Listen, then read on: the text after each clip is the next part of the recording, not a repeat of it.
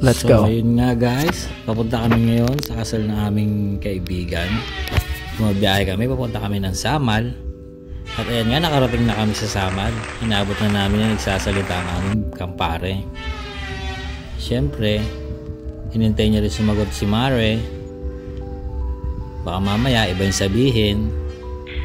Ayan, para nga siyang hihimatayin dyan sa sobrang saya niya.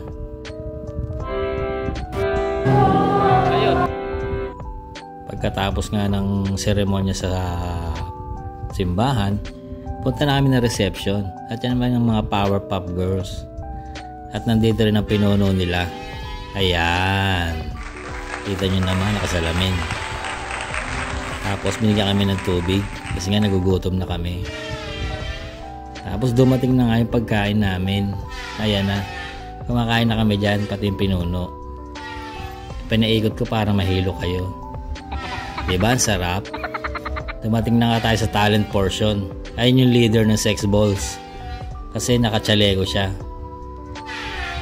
Ayun na, tinuturuan niya yung mga membro niya. Hop, hop, hop, hop. Ayun, ang lambot ng katawan, diba? Makita nyo naman, sabay tama na, sabi niya. Siyempre meron din yan, choreographer, yung malupit na malupit. Tinuruan ko yung groom kung paano yung gagawin. Kaya lang, nung siya na gumawa, biglang nag-iba, ganyan lang yung galaw niya. Ayan, kasi nga sa init siguro ng panahon. Hanggang sa lumapit siya sa kanyang bride. Unti-unti siya lumalapit. Ayan nga, hiyang-hiya siya dyan. Pero tinuloy niya pa rin. Pawis na ilong niya dyan.